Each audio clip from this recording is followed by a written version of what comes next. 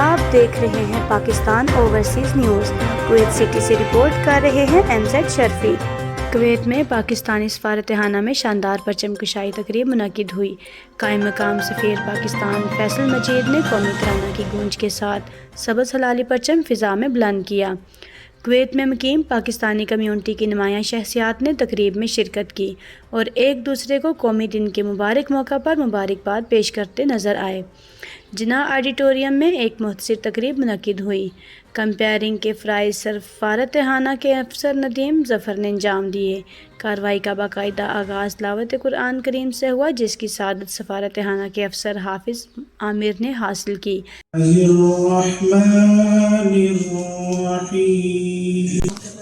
سفارتخانہ پاکستان کی deputy head of mission madam Tehreem Ilyas نے وزیر اعظم پاکستان عمران خان کا یوم پاکستان کے موقع پر خصوصی پیغام پڑھ کر سنایا، جس میں انہوں نے 82ویں یوم پاکستان کے موقع پر پوری قوم کو مبارکباد پیش کی۔ انہوں نے کہا کہ موجودہ حکومت صحت کارڈز اور دیگر اقدامات کے ذریعے عام آدمی کا معیار زندگی بہتر بنانے کے لیے کام کر رہی ہے، جبکہ سابقہ حکومتوں نے کرپشن اور ذاتی مفادات کو اور اب اس کے استحکام اور ترقی کی کلید سخت محنت، دیانتداری اور اخلاقیات پر مشتمل ہے۔ یہ دن مناتے ہوئے ہمیں قائد اعظم محمد علی جناح کے دیے ہوئے سنہری اصولوں ایمان، اتحاد اور تنظیم پر کاربند رہنے کی ضرورت ہے۔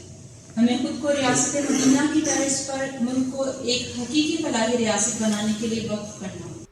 کمیونٹی ویلفیئر اتاشی فرح حمید سیال نے صدر پاکستان ڈاکٹر عارف علوی کا پیغام پڑھ کر سنایا۔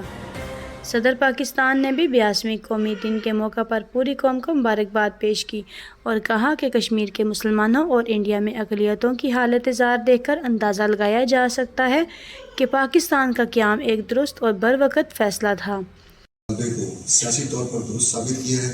مواصلاتی بندش اور ماورائے عدالت قطر اس بات کا واضح ثبوت ہے کہ اگر مسلمان متحدہ ہندوستان میں ہندو اکثریت کے رحم و کرم پر رہتے تو ان کا کیا حشر ہوگا۔ ایسی جدوجہد میں آزادی کا اصول نصف کام سمجھا جاتا ہے، بقیہ نصف ریاست کی سلامتی اور استحکام کے بھی ناگزیر ہونے کی وجہ سے اتنا ہی ہے۔ اس میں مختلف قومیتوں اور اقلیتوں کو ایک قوم۔ قائم مقام سفیر پاکستان فیصل مجید نے خطاب کرتے ہوئے سب سے پہلے کویت میں مقیم پاکستانی کمیونٹی کو قومی دن کے موقع پر مبارکباد پیش کی۔ انہوں نے کہا کہ یہ ایک عظیم دن ہے۔ آج کے دن 23 مارچ 1940 کو برصغیر کے ایک آزاد اور خود مختار ملک کے قیام کا فیصلہ کیا تھا، جہاں وہ اپنی مذہبی اور ثقافتی روایات کے مطابق زندگی بسر کر سکیں۔ انہوں نے کہا کہ پاکستان ایک عظیم ملک ہے جو کہ دنیا کی چھٹی اور اسلامی دنیا کی پہلی ایٹمی طاقت ہے۔ ہمارے ہاں بلند و بالا پہاڑ، وسیع ریگستان اور لہلہاتی کھیتیاں ہیں۔ انہوں نے کہا کہ دنیا آپ کی عظمت کو تسلیم کرتی ہے۔ پچھلے دنوں وہ ایک تقریب میں تھے۔ بوسنیا کے سفیر نے کہا کہ وہ پاکستان کو ملت ٹریکٹر کے حوالے سے جانتے ہیں۔ پاکستان نے کھیلوں کی دنیا میں بھی نام پیدا کیا۔ ہم کرکٹ کے 2 ورلڈ کپ جیت چکے ہیں۔ پاکستان ہماری پہچان ہے۔ اللہ کے کرم سے ملک آگے جا رہا ہے۔ انہوں نے اپنے خطاب کے دوران علامہ اقبال کے اشعار بھی پیش کیے۔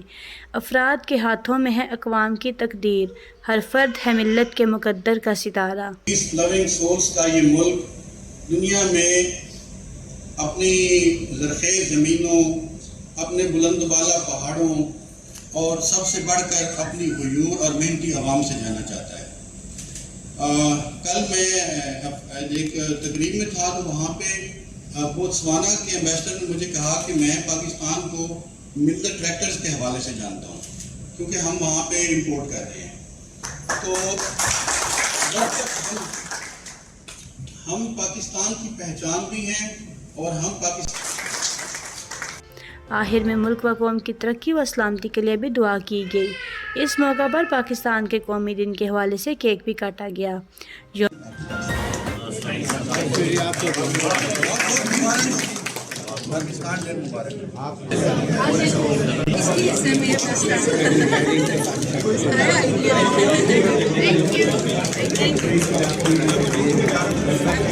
MZ شرفی کے ساتھ کیمرہ مین جاوید ساکی، پاکستان اوورسیز نیوز۔